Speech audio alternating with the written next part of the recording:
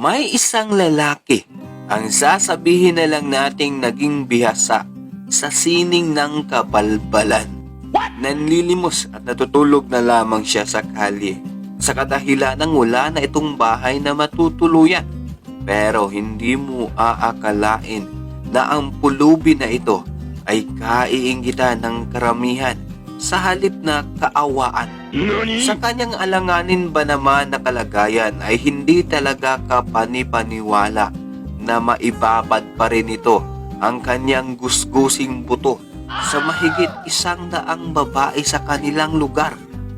Simula nang naging palaboy-laboy ito sa kalye, ay napapadalas ang kanyang mga happy moments kasama ang mga chicks. Oh my God! Kahit na nakakapagod ang misyon na ito, ang kapalit naman daw ay may maliliguan at masisilungan siyang bahay sa gabi sa tulong ng mga babae.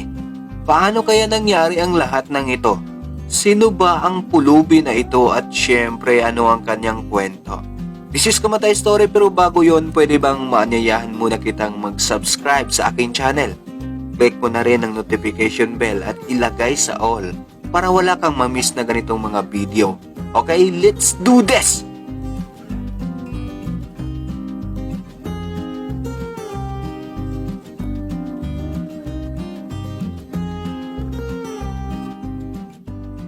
Masaya ang tumulong sa kapwa, lalo na kapag bukal ito sa iyong kalooban, di ba? Hindi naman natin mapagkakaila na may mga taong nangangailangan din ng ating tulong dahil nahihirapan sa kanilang mga kalagayan, kagaya na lamang ng mga pulubi sa daan na nakakaawang pagmasdan. Pero sa video natin ngayon ay iba naman ang naging takbo ng istorya. Imbis na kaawaan kasi ang pulubi na ito ay hindi ganoon ang nangyari. Sa halip ay marami patuloy ang nainggit sa kanyang kalagayan habang nangungulikta ng barya sa kalye at nanlilimos ng tira-tirang pagkain. What? Ang lalaki na ito ay matatagpuan mo sa kalye ng New York City. Kung sakaling mapadpad ka roon at makita mo siya ay abutan mo na lang ng dolyar. Napakalaking tulong na yon sa kanya. Ang lalaki ay kilalanin na lang natin sa pangalang alias Tommy Tira. At 24 na taong gulang lamang siya nang mangyari ang lahat ng ito sa kanya. Actually, bago naging palaboy-laboy itong si Tommy sa New York City, ay mabuti naman ang kalagayan nito noon. Habang siya ay nag-aaral sa kolehiyo ay suportado ito ng kanyang mga magulang na may kaya naman sa buhay. Lahat ng gusto ni Tommy ay kanyang nakukuha. Sa katunayan, may sarili na nga itong kotse kahit hindi pa ito nakapagtrabaho. Kaya lamang hindi naiisip ng mga parents na ang sobrang pag-spoil nila sa batugang anak ay magiging daan upang maging abusado ito. Lingid sa kaalaman ng kanyang mga magulang, itong si Tommy ay hindi sa paaralan pumapasok, kundi sa mga bar kasama ang mga barkada para doon magpa-oral recitation si Kumag. Siyempre nang maglaon ay nabalitaan ito ng kanyang mga magulang pero pinalampas lang nila ang kabulastugan na ginawa nitong kanilang gwapong anak. Dahil gano'n naman daw talaga ang mga kabataan, natututo sa kanilang pagkakamali. Kaya lamang hindi sa kaso nitong si Tommy dahil imbis na iwasan na ang mga ganitong bagay ay mas lalo patuloy itong lumala. Sobrang bisyoso na nito at napapadalas ang pagpunta sa mga party at umuuwi pa ng lasing. Dito pa lang naalarma ng husto ang kanyang mga magulang lalo na nang napabalitang itong si Tommy ay gumagamit na ng mga ipinagbabawal na gamot. Bilang parusa kay Tommy ay pinawasan lamang ang kanyang allowance at binawi sa kanya ang kotse para hindi na magiging pariwara ang kaluluwa nito. Kaso, imbis na magtanda itong si Ugag ay nagrebelde pa ito ng tuluyan.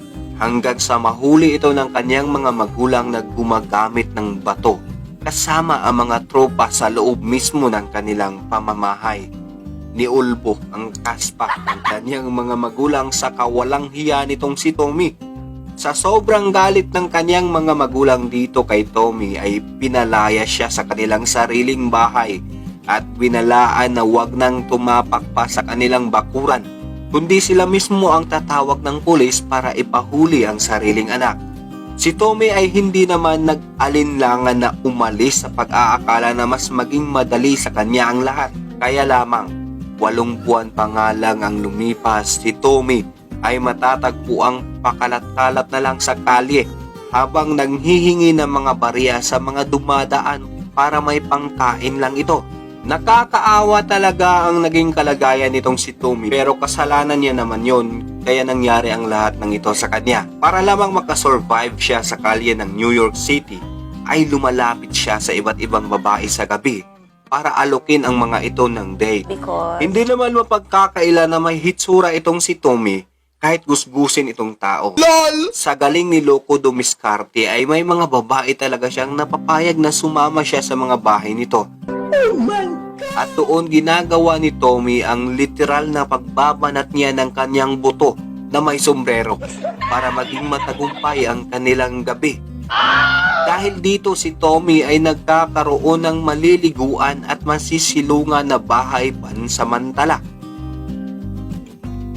Naisip ni Loco na gawin ng regular ang gawain niya nito dahil nagiging pabor ito sa kanya. Kumbaga barya sa umaga, sa gabi naman ay may nabubuo siya. Iba na yun.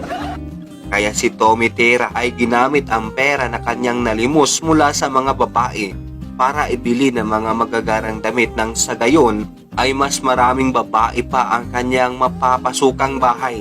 Hindi nga siya nabigo. Umabot nga sa 100 mga babae ang nakasama nitong hayop na to. Ibig sabihin lang din noon ay mahigit 100 bahay na rin ang kanyang natirhan pansamantala.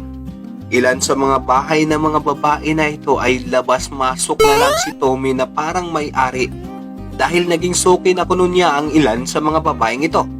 May mga babae naman na inalok na talaga itong si Tommy ng kasal pero sadyang hindi pa raw handa ang kanyang buto para humimlay sa isang kuweba lamang. Loko ka talaga, Tommy. Siguro ayaw lang nitong matuldukan ang kanyang mga pinaggagawa tuwing gabi, kaya ganon. Naging laman ng pahayagan si Tommy pagkatapos ma-feature ang kanyang buhay ng isang vlogger sa New York.